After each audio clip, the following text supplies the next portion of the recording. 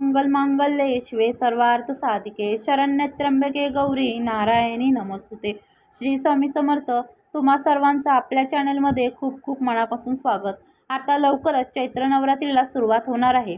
चैत्र शुक्ल प्रतिपदा ते चैत्र शुक्ल नवमीपर्यंत म्हणजेच रामनवमीपर्यंत आपल्याला चैत्र महिन्याचा उत्सव साजरा करायचा असतो। संपूर्ण वर्षभरात 4 नवरात्री असतात, त्याच्यामधले 2 गुप्त नवरात्र असतात। ज्या 2 नवरात्र आहेत त्याच्यामधली एक शारदीय नवरात्र आणि एक असते ती चैत्र नवरात्र। आता चैत्र नवरात्र आणि शारदीय नवरात्रमध्ये काय फरक आहे तर चैत्र नवरात्री आपण जेव्हा साजरी करत असतो तर याच्यामध्ये आपले जे मानसिक अडचण आहे, जे शारीरिक कष्ट आहेत आणि आध्यात्मिक विकास व्हावा म्हणून चैत्र नवरात्री साजरी केली जाते आणि शारदीय नवरात्री ही सांसारिक अडचणी दूर करण्यासाठी साजरी केली जाते। आता यंदा चैत्र नवरात्री कधीपासून सुरू होत आहे तर 30 मार्च 2025 म्हणजे चैत्र शुक्ल प्रतिपदा गुढीपाडवा ते रामनवमीपर्यंत म्हणजे चैत्र शुक्ल नवमी 6 एप्रिलपर्यंत आपल्याला रामनवरात्री आणि चैत्र नवरात्री दोन्हीही साजऱ्या करायच्या आहेत। आजच्या व्हिडिओमध्ये त्याबद्दलची संपूर्ण माहिती आज आपण बघणार आहोत। चैत्र नवरात्र काही घरात घटस्थापना केली जाते तर काही घरात फक्त शारदीय नवरात्रीलाच घटस्थापना केली जाते। तुमच्या भागात जशी पद्धत आहे तशी तुम्ही करू शकता। आता चैत्र नवरात्री ज्या पद्धतीनं शारदीय नवरात्र उत्सव साजरा केला जातो आणि देवींच्या विविध रूपांची पूजा केली जाते त्याच पद्धतीनं आपल्याला चैत्र नवरात्र सुद्धा साजरी करायची असते। यंदा 30 मार्च ते 6 एप्रिलपर्यंत आपल्याला चैत्र नवरात्री साजरी करायची आहे।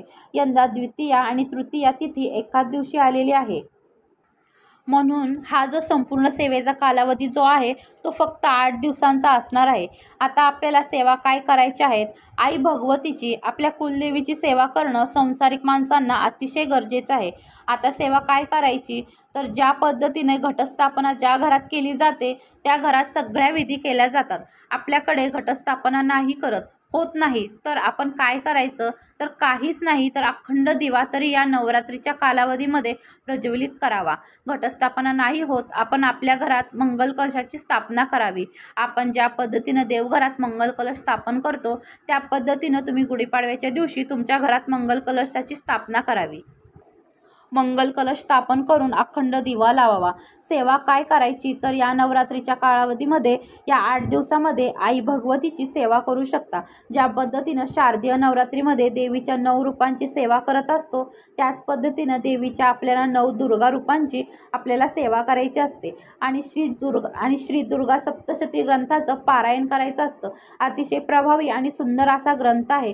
केंद्रामध्ये चैत्र शुक्ल प्रतिपदा म्हणजेच गुढीपाडवा ते चैत्र पौर्णिमेपर्यंत दररोज दुर्गा सप्तशती पाठ होतात। तुमच्या जवळपास केंद्र असेल तर सामूहिक सेवेला तुम्ही जावा, नसेल तर तुम्ही घरीच करू शकता। या 8 दिवसामध्ये दुर्गा सप्तशती ग्रंथाचं 8 पारायण, 3 पारायण किंवा 1 पारायण तरी झालंच पाहिजे। आई भगवतीची खूप अशी सुंदर सेवा आहे। या नवरात्रीच्या कालावधीमध्ये घरात मांसाहार, मद्यपान, धूम्रपान कोणताही आहार घ्यायचा नाही आहे। दुर्गा सप्तशती ग्रंथाचं पारायण हे एका बैठकीतच करावे। ते पारायण संकल्पयुक्त असो वा नसो। ज्यांना अगदी रोज एक पाठ करणे शक्य होत नाही त्यांनी रोज 2-2 अध्यायाचं पठण करावं। सुरुवातीला देवीला कवचने सुरुवात करायची। शेवटच्या दिवशी म्हणजे 7व्या दिवशी क्षमापतन स्तोत्रपर्यंत पठण करावे। रोज 2-2 अध्याय असे 7 दिवसात एक पारायण कंप्लीट करावं। ज्यांना शक्य असेल दररोज संपूर्ण एक पाठ करणे त्यांनी 8 दिवसात 8 पारायणं कंप्लीट करावीत। अतिशय छान सेवा तुमच्याकडून घडेल। त्याचबरोबर काही शक्य नाही झालं तरी तुमची कुलदेवीची कोणतीही सेवा असो, कोणतीही कुलदेवी तुमची असो तरी तुम्ही ओम ऐं ह्रीं क्लीं चामुंडाई विच्चे या 99 मंत्राची एक माळ तरी तुम्हाला पठण करायची आहे। तसेच ज्यांना दुर्गा सप्तशती ग्रंथाची पाठ करणे शक्य होत नाही त्यांनी 11 वेळा सिद्ध कुंजिका स्तोत्रमचं पठण करावं। दुर्गा सप्तशतीमध्ये दिव्य कवच, रात्री सुक्तम या स्तोत्रम जेव्हा तुम्ही पठण करता तेव्हा तुमचे विविध आजार, तुमच्या विविध समस्या फक्त या स्तोत्रांनी कमी होतात। दुर्गा सप्तशती ग्रंथाची प्रत्येक अध्यायाची फलश्रुती इतकी सुंदर आहे।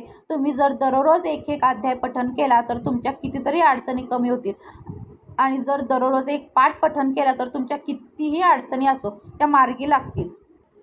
या नवरात्रीच्या कालावधीमध्ये देवीची ओटी भरणं, कुंकुमार्चन करणं, तुमच्या घरात देवीचा टाक असेल, मूर्ती असेल, फोटो असेल तर तुम्ही कुंकुमार्चन करावं.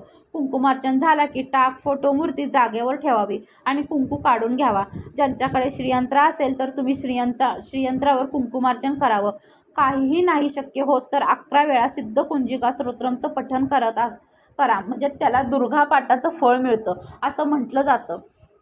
म्हणून तुम्हाला जेवढं जास्त होईल तेवढं कुंजिका स्तोत्रमचं पठण करावं. त्याचबरोबर या 8 दिवसामध्ये 1दा, 2दा, 3दा, 5 वेळा, 7 वेळा किंवा 9 वेळा महालक्ष्मी अष्टकमचं पठण करावं. या नवरात्रीच्या कालावधीमध्ये जेवढे जमेल तेवढी आपल्या कुलदेवीची सेवा करावी.